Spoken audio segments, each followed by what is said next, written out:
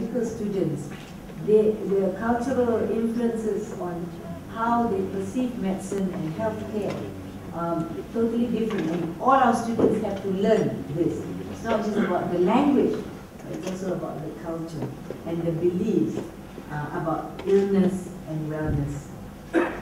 We have Chinese, Indian, and of course the indigenous people, as well as the majority of the Malay group of people. And I want to announce to all of you that both of them, they have been very dedicated to the training of postgraduate and postdoctoral scholars. And in 2010, they were recognized by the with the Masa Mentoring Award by the Society of Medical Anthropology. Congratulations. And ladies and gentlemen, it is a great privilege to invite. I don't know who's coming first. I will go briefly first, and then Byron will follow you. Me, and then I will come back, and then Byron will Oh, okay. That should make it interesting. Please.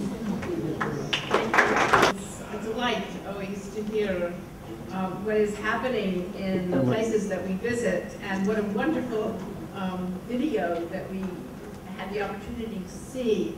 It's really thrilling, and in fact it fits with some of the things we're going to be talking about, which is the medical imaginary, the biotechnical embrace, and we'll be doing that a bit later. But I want to thank you for hosting us here, and part bring a little bit of EZRA VOGEL to this, session. EZRA was my PhD advisor. He brought me into a program in comparative sociology. I was working first on a master's degree in Middle Eastern Studies and focusing on Turkey, and was fluent in Turkish, actually. It was really very nice. And EZRA recruited me to come into the PhD program to do comparative sociology, and I learned from him a great deal about China and Japan, and also to really attend to the countries in which one is writing about. He validated being in places and really learning about them. And so Byron and I have had the good fortune of spending many years in places around the world, the last 15 in Indonesia, and bringing also the comparative perspective of our work earlier in Turkey first and then Iran. And because we work with so many people who come to Harvard from China, from Thailand, from Hong Kong, as well as Indonesia, we've had this mix that has really created a wonderful setting for us to think about not only what we're learning about those countries, but what we learn about ourselves through their eyes. So it's now my turn, Professor and Vice Chancellor Dr. Sharifa Shahabuddin, may I say? Leaving out some of the other names. Is that right?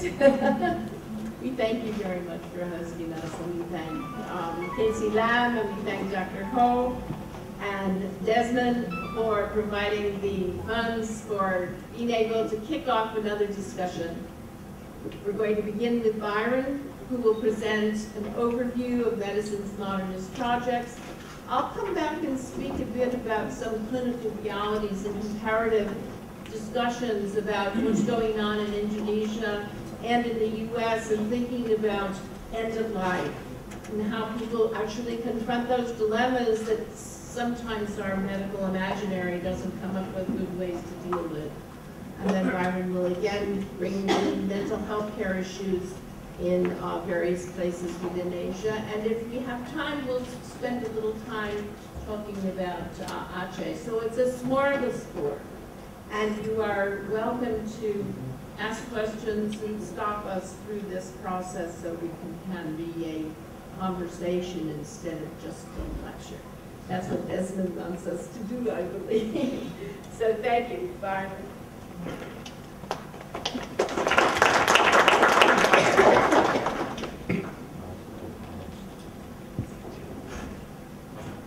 So, Dr. Arifa, thank you very, very much for welcoming us here. And let me add my thanks to Dr. Lam and Dr. Ho, in particular for their important support of academic work, for their important support of the exchange between Harvard University and universities in Asia. For those of us who are faculty members at Harvard and have the opportunity to work closely with universities both in China and, in our case, in Indonesia, that we know how important that support is. And we hope that it builds up not just a kind of surface level understanding, but a really deep and genuine set of relationships that grow out of many years of scholarly work, as well as many years of working across institutions. Now, I'm going to begin by reading a section, a kind of introductory section, and thereafter, and a few phrases that I'll be using you can see here. I'm going to be talking about how we think about medicine as anthropologists, sociologists, and why we talk about medicine in a cultural way, and what we mean by talking about medicine's modernist projects. And then after that, Mary Jo will come back and talk about, as she said, some very specific clinical information. There's a clinical work that she's been involved in. In a moment, this is a painting by a friend of ours in Yogyakarta, where we also work. And in a moment, I'll tell you why it's also relevant. So I begin. The first Sino-Japanese War was fought between August 1894 and April 1895 between the combined army and naval forces of China's Qing dynasty and Meiji Japan, largely over control of Korea. The striking defeat of the Chinese led to national soul-searching, particularly among reformist intellectuals. Among these, one Liang Qiao joined a small group in founding what was called a charitable medical society. While on the surface, it appeared like other benevolent organizations of his time, the historian Ralph Crozier argues that it was quite different. Liang was concerned about the poor quality of medicine as practiced in China at that time and its deleterious effect on the nation's health. The basic purpose of this organization was to reform medicine in China, seen as an essential step in strengthening the race and through it the Chinese nation. Indeed, for Liang and his fellow reformers, the very survival of China was at stake. While the Meiji Restoration, beginning in 1867 in Japan, had drawn on Western science and medicine to reform the basic institutions of society, the Qing dynasty, Liang and his colleagues argued, had allowed Chinese society to fall into a perilous state of ill health and weakness. There are two aspects to preserving the race, Liang wrote. One is study in order to preserve its mental power, and one is medicine in order to preserve its physical condition.